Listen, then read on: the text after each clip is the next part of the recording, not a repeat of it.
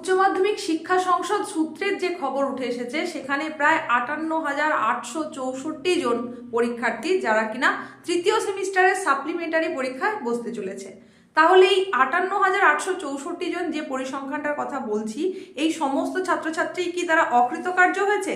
না, তার মধ্যে 56,394 জন পড়ুয়া যারা কিনা অকৃতকার্য হয়েছিল, মানে এক বা একাধিক বিষয়ে তারা পাশ করতে পারেনি, তাই জন্যই তাদেরকে আবার সাপ্লিমেন্টারি পরীক্ষায় বসতে হচ্ছে। তাহলে বাকি যে পরিসংখ্যানটা থেকে গেল তার মধ্যে 1,466 জন যারা নাম নথিভুক্ত করেছিল কিন্তু তারা পরীক্ষায় বসতে পারেনি কোনো না কোনো কারণে। সেটা হতে পারে তার নিজস্ব কোনো সমস্যা থেকে থাকতে পারে, বা যে কোনো কারণেই হোক সে তৃতীয় সেমিস্টার পরীক্ষায় বসতে পারেনি। তাই তারা এইবারে যেমন পরীক্ষায় বসবে ঠিক তেমনি নতুন করে নাম নথিভুক্ত করেছে এমন পরীক্ষার্থীর সংখ্যাটাও কিন্তু খুব একটা কম নয়। সেটা হচ্ছে 1,104 জন পরীক্ষার্থী যারা প্রথমবার নাম নথিভুক্ত করলো থার্ড সেমিস্টার পরীক্ষার জন্য। এই সব মিলিয়ে মানে নতুন নাম নথিভুক্তকরণ, যারা নাম নথিভুক্ত করেছিল কিন্তু বসেনি এই রকম, এবং অকৃতকার্য, এই সমস্ত মিলিয়ে যে টোটাল পরিসংখ্যান সেটা হচ্ছে 58,864 জন যারা এই 2026-এ ফোর্থ সেমিস্টারের পাশাপাশি থার্ড সেমিস্টারও দিতে চলেছে। এই পরিসংখ্যানটা একেবারে যে কম এমন কিন্তু একেবারেই নয়।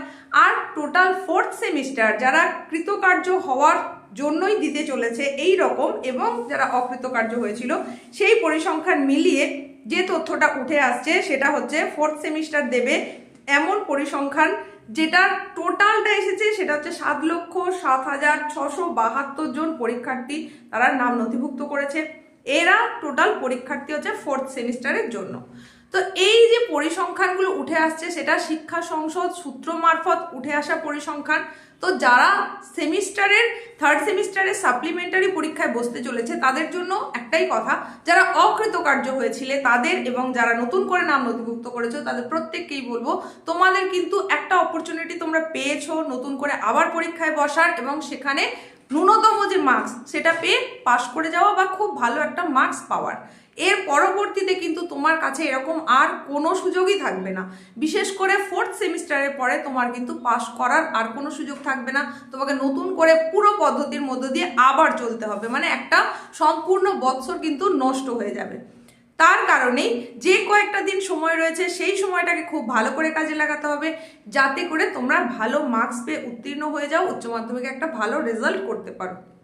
এর আগে তোমাদের জানিয়েছি যে উচ্চ মাধ্যমিকের ফোর্থ সেমিস্টার পরীক্ষায় তোমাদের কিন্তু যে মার্কশিটটা দেওয়া হবে, মানে থার্ড সেমিস্টার এবং ফোর্থ সেমিস্টার মিলিয়ে যে মার্কশিটটা তোমাদেরকে প্রদান করা হবে সেখানে নতুন করে ইউভি থ্রেডের ব্যবস্থা করা হচ্ছে, যেটা তোমরা সাধারণত টাকায় দেখে থাকো, যেটা তোমরা দেখে থাকো পাসপোর্টে। এই ব্যবস্থাপনা কেন সেটাও এর আগের উপস্থাপনার মধ্যে দিয়ে তোমাদের জানিয়েছি। ভবিষ্যতে যাতে করে এই মার্কশিটকে কোনোভাবে জাল করা না যায় তার জন্যই এই রকম ব্যবস্থাপনা উচ্চ মাধ্যমিক শিক্ষা সংসদের তরফ থেকে নেওয়া হচ্ছে। যেহেতু তোমাদের সেমিস্টার পদ্ধতি মানে 6 মাস সময় পাওয়ার কথা, কিন্তু বিধানসভা নির্বাচনজনিত কারণে পরীক্ষা পদ্ধতি এগিয়ে আসার জন্যই শিক্ষা সংসদের তরফ থেকে নতুন করে অনলাইন ক্লাসের ব্যবস্থা করা হয়েছে। সেটার নোটিফিকেশনও তোমাদের দেখিয়েছি, জানিয়ে দিয়েছি, লিঙ্কটাও দিয়ে দিয়েছি কোথা থেকে সাবজেক্ট ওয়াইজ তোমরা ক্লাসগুলো পেতে পারবে। সেখান থেকে তোমাদের যেখানে ঘাটতি খামতি যেটুকু রয়ে গেছে সেটা তোমরা কভার আপ করতে পারবে। তো এই জায়গাগুলো যদি তোমরা একটু ঠিক করে দেখে নাও তাহলে আশা করা যায় সেখান থেকে ভালো একটা মার্কস তোমরা পেতেই পারো। যেটুকু সময় আছো সেই সময়টাকে কিন্তু কোনোভাবেই নষ্ট করলে চলবে না। এখন তোমাকে একটু বেশি পরিশ্রমী হতে হবে, যে আলস্যতা তোমাকে এতদিন পর্যন্ত ঘিরে রেখেছিল সেটাকে একটু দূর করে দিতে হবে। তো এই যে পরিসংখ্যান যেগুলোর কথা বললাম সেই টোটাল পরীক্ষার্থীর সংখ্যাও তোমাদের বলে দিয়েছি।